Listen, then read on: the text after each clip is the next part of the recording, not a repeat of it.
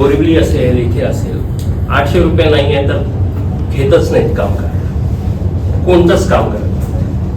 आजची परिस्थिती तशी आहे. आता पासिंगला जातात, पासिंगमध्ये सुद्धा सांगतात पासिंग करून घे पण फिटनेसच्या आधी पैसे भर. कशाला असं आम्ही तर आता जवळजवळ 31 मार्च पर्यंत सगळी पेंटिंगची काढली, पेंटिंगची काहीच नाही आमच्याकडे. साहेब रोजची कामांना येलच देत नाही. 800 रुपये भरल्याशिवाय ते काम करतच नाही. आणि आम्ही 31 मार्चला सगळ्यांना सांगितलं की आम्हाला 31 मार्चला कामाची पेंडिंगची 0 पाहिजे होती. आणि जवळजवळ सगळे प्रिंट आउट काढलेले आहेत. एखादं राहिला असेल तर त्याच्यामध्ये साहेब आता येणाऱ्या लोकांची कामं नाही होत. प्रशांत जरा सांगशील? सर 10,000 किलोच्या गाड्या पासिंग झाल्या तर 10 त्यांच्या आम्हाला बोरिवलीचं म्हणतात.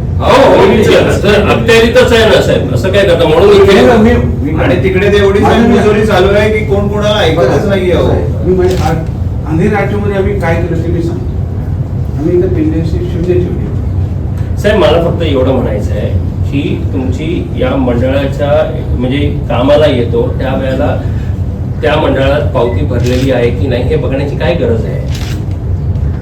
लोक नाही बघत. म्हणजे तुमच्याकडे जर इन्फॉर्मेशन नसेल तर आय हॅव नो आयडिया. आमची पद्धत अशी होती किंवा आम्ही किंवा मी स्वतः आमचे कर्मचारी अधिकारी मी त्यांना समजून सांगायचं ह्या मंडळाचे काय चांगले उद्देश आहेत, काय चांगले फायदे आहेत. तुम्हाला भरता येत नसेल तर आम्ही तुम्हाला भरून देतो. आम्ही अशी त्यांना मदत केली, कोणावर अशी बळजबरी केली? हो साहेब केलेली आहे. आता नाहीतर पूर्ण महाराष्ट्रामध्ये कशाला आंदोलन होत आहे? एक तुमचं म्हणून नाही, आता आम्ही मुंबई म्हणून इथे आलेलो आहोत. ईस्टर्न मध्ये आता 2 दिवसापूर्वी ते बंद केलेलं आहे. नाहीतर ईस्टर्नलाही ती जबरदस्ती होती. बंद झाली ना ईस्टर्नला तुझी आता? साहेब कशाला करताय? म्हणजे आमचं म्हणणं आहे की मंडळामध्ये मुंबईसाठी मला तुम्ही हे करता. तुम्ही फक्त अंधेरी नाही, मी अंधेरीचंही बोलतो. अंधेरीचं सुद्धा बंद आहे साहेब. मी आपण जर पत्रामध्ये माझ्या नाही साहेब, तुम्ही जर माझं पत्र बघितलं साहेब, याच्यात 2 RTOची नावं आहेत. त्याच्यामध्ये म्हणजे एक बोरिवली आणि एक अंधेरी. दुसरं इतर फक्त असं लिहिलेलं आहे. बाकीच्या ठिकाणी बाकीचे निवेदन जात आहेत. मी ट्रान्सपोर्ट कमिशनरांनाही बोललो होतो पण त्याच्यानंतरही थांबलं नाही म्हणून आम्हाला आता महाराष्ट्रामध्ये करायचं. आमची फक्त अपेक्षा ही आहे की आपण फक्त एवढे इन्स्ट्रक्शन्स द्यावेत की जे काम येत आहे ते महामंडळाचं रजिस्ट्रेशन असेल नसेल, तुम्हाला रजिस्ट्रेशन करायचं असेल वेगळं काउंटर लावा. तिथे त्याला इन्फॉर्मेशन द्यायचं असेल त्याची वेगळी काउंटर लावा.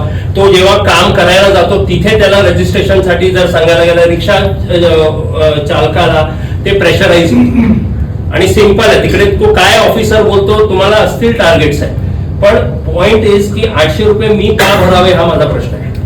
म्हणजे कन्स्ट्रक्शन लेबरला 1 रुपयावर आहे महामंडळ, मी परमिटसाठी 15,000 रुपये भरणार, बाकीच्या कामांसाठी भरणार आणि मग ऑफिसर जर हे म्हणत असेल अरे एजंटला तुम्ही 500 रुपये देऊ शकता तर इथे का देऊ शकत नाही, ही भाषा चुकीची आहे ना. पेंटिंग असेल पेंटिंगची काढून टाकून याच्या पुढे कोणाला त्रास होणार नाही. तर आम्ही काय करू, एक काउंटर सुरू करू, सगळ्यांना समजून सांगू त्या मंडळाचे फायदे काय आहेत. साहेब जो येतो त्याला तिकडे जायला सांगायचं. ते काय करतात मला मी तुम्हाला सांगतो फायदे समजून सांगू साहेब. नाही त्याला जायचं असेल तर जाईल ना साहेब. माझं म्हणणं आहे त्याला जायचं असेल तर जाईल ना साहेब. इथे काय केलं जातं, तू तिकडे जा आणि मग इकडे ये. मी तशी काय आम्ही त्या काउंटरला काय करू, त्या क्लर्कला काम असेल तो क्लर्क 2 मिनिटात त्याला काम समजून सांगायला पाहिजे.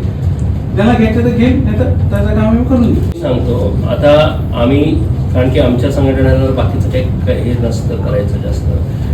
आमचं म्हणणं आहे की ज्यांना हे फायदे पाहिजे असतील त्यांना हे फायदे मिळतील ना, त्यांना घेता येतील ना. तुम्हाला जनजागृती करायची रस्त्यावर करावं ना. कोणी आता मी तुम्हाला मी आत्ता सांगतो, भारत टॅक्सीचं काम आम्ही म्हणजे पक्षाचं आहे, आम्ही करणार आहोत. त्याच्यासाठी पूर्ण हे लागणार आहेत, बाकीच्या कॅनपीज लागतील, बाकी होतील, ते तिकडे होतं. आता उद्या आणून जर भारत टॅक्सी मी इथे लावली तुम्ही देणार का मला? ते केंद्र सरकारचं काम असेल तरी. साहेब आपण प्रचार कसा करतो साहेब बघा, मी आपण आपल्यावरती काय बंधनं असतील. माझं म्हणणं आहे तुम्ही कॅम्प्स लावा ना बाहेर, जिथे रिक्षावाले तुम्हाला माहिती आहे रिक्षावाले कुठे आहेत, इथे कॅम्प लावा, समजवण्याचं करा. तो तिथे जाताना त्याला तो ऑफिसर काय समजवतो आम्हालाही माहिती आहे. त्याला सरळ सांगतोय भरून हे नंतर मी तुझं काम करणार, नाही तर तू काम करणार नाही.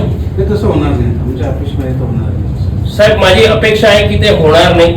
आणि झालं तर आय एम सॉरी, मग आम्हाला वेगळी भूमिका घ्यावी लागेल. कारण हे होत आहे हे आम्ही तुमच्या नजरेस आणून देत आहोत. बोरिवलीमध्ये ज्या संघटना दलालीचं काम करतात त्यांना बोलून सांगितलं की तुम्ही मला किमान 250 द्या, तुम्ही किमान मला 150 द्या, आणि त्यांनी ते दिलं काय करायचं असेल ते. पण असं नाही चालत नसेल तर त्या पद्धतीने चालणार असेल तर काय गरज आहे?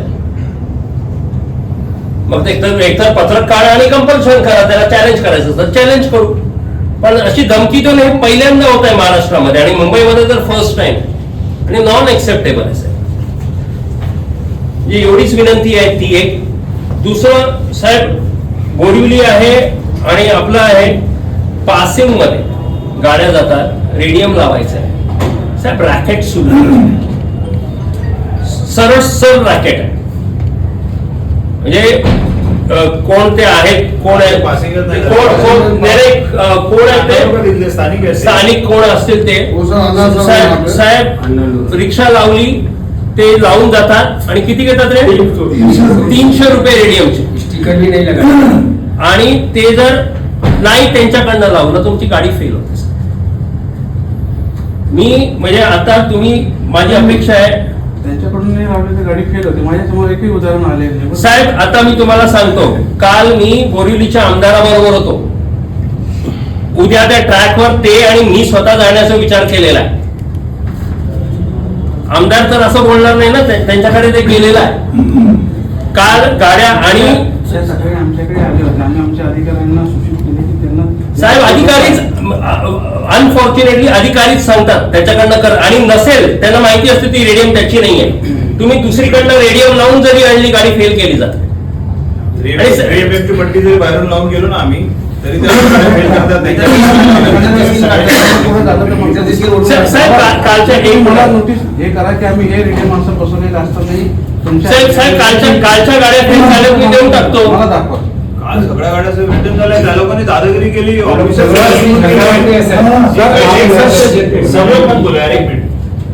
काल एवढी दादागिरी झाली त्यांची, 50-60 जणांची त्यांची टोळकी आली. म्हणजे हे लोक गँग बनून आपल्याला घाबरवतात असं झालंय. प्रशासन अद्भुत झालं का त्यांच्या समोर ते पळाले.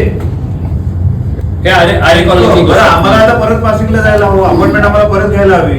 मग साहेब हे कसं होतं? नुकसानच आहे. बरं आम्ही त्याला पैसे दिले 300 रुपये, हे तर गेलेच आमचे. आता आम्हाला परत लावायला पाहिजे. म्हणजे बरं आम्ही त्यांच्याशी असं बोलणे केले हमारा पैसा दो, तर ते बोलतात वो सापको भी देना पडता है. आता कुठल्या साहेबाला पैसे दिले कोणाला माहिती. कोण म्हणतं त्याच्यात 100 रुपये आपल्याकडे इकडे लोकल पोलिटिशियन आहेत त्यांनी उत्तर घेतो. साहेब तुम्ही तातडीने फोन नाही साहेब, फोन केला तरी आम्ही तिकडे कॉल केले नाही. साहेबांनी इन्स्ट्रक्शन्स देऊ दे. आणि साहेब जर होत नसेल तर दिस इज व्हेरी सॅड. म्हणजे आपण इकडे म्हणजे अशा पद्धतीने 300 रुपयाची तुम्ही माझ्याकडनंच रेडियम घेतली पाहिजे तरच तुमची गाडी पास होणार, हे कोणतं रूल आलं? आणि मग जर ते आरे कॉलनीत तशा पद्धतीने इथे सुद्धा, म्हणजे हे नवीन नाही आहे साहेब. हे म्हणजे इथे भालचंद्र साहेब असताना 2010 ची गोष्ट आहे. 2 मिनिटं रे, 2010-11 ची गोष्ट आहे. इथे असताना इनऑर्बिटच्या मागच्या बाजूला तिथे पासिंग होताना इथे सुद्धा रेजिस्टर जे होतं, रेजिस्टर ते त्या एजंटच्या हातात होतं साहेब. आम्ही ते रेजिस्टर उचललं तिकडनं त्याच्या हातातनं आणि इथे आलो. कळसकर इथे तेव्हा डेप्युटी आरटीओ होते. त्यांना दाखवलं की रेजिस्टर म्हणजे आपलं रेजिस्टर जे आपल्या अधिकाऱ्याच्या हातात असलं पाहिजे ते एजंटच्या हातात होतं. म्हणजे हे अशा गोष्टी आपल्याकडनं होतात.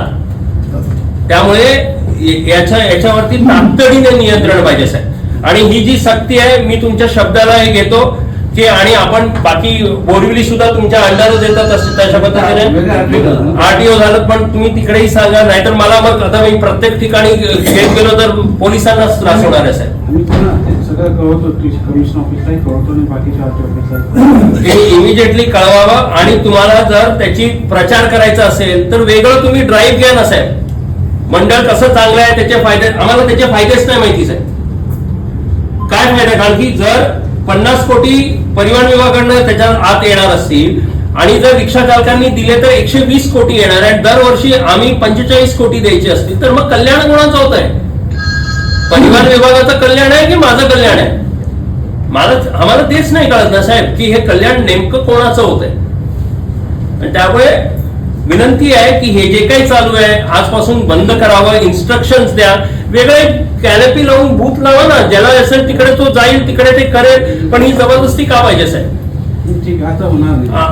आणि याच्याबद्दल ते जे काही पासिंगचं होत आहे साहेब, तुम्ही तातडीने, माझं म्हणणं आहे की आज बोलावं आणि आम्हाला सूचित करा. जर तुम्ही पत्र दिलं तर आम्हाला ते पत्र द्या साहेब. आणि हे मात्र मी तुमचा शब्द घेतो की हे जी काही जबरदस्ती आहे ती बंद होईल आतापासून, प्लीज. तर ते काय जंगलामध्ये आतमध्ये आहे. चला साहेब, सर थँक्यू.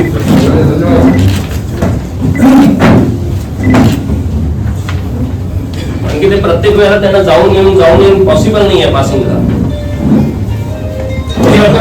हे नंतर तो संदीप वगैरे असेल तर इन्व्हर्ट करायला दे.